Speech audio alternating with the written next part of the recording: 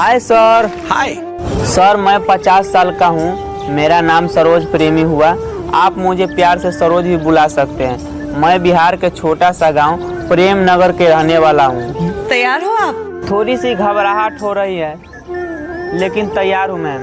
ठीक है चलिए।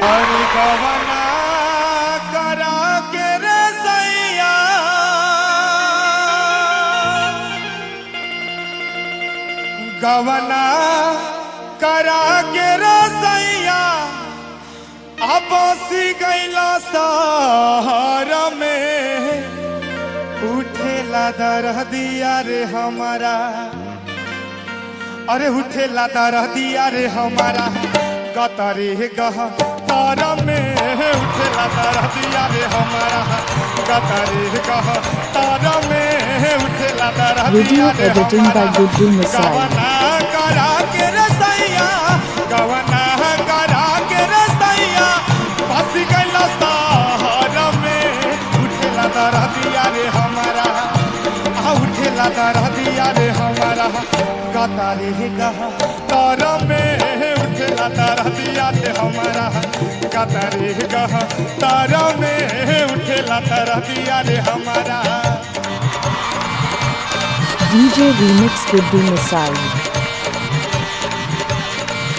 आप देख रहे हैं सरोज प्रेमी वाइन्स को। असत के मन से धुआरे भागल अब हगिया में अगिया रे लागल,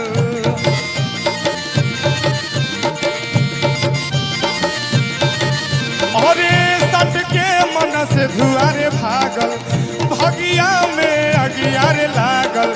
आ नैहरा के बांधल चोलिया नैहरा के बांधल चोलिया खुलेला बिहार में उहो खेलिया खेलली ना जवन, हो खेलिया खेलली ना जवन भोला कोह पर में उठेला दरदिया रे हमारा गतरे गह तार में उठेला दरदिया रे हमारा।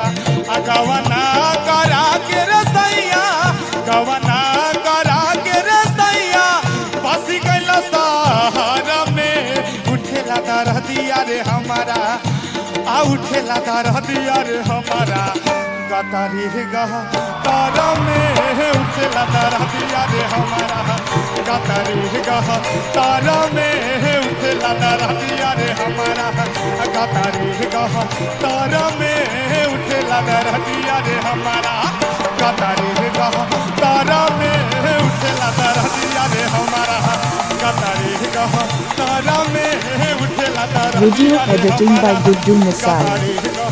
तार में उठेला दरदिया रे हमारा गतरे गह तार में उठेला दरदिया रे हमारा।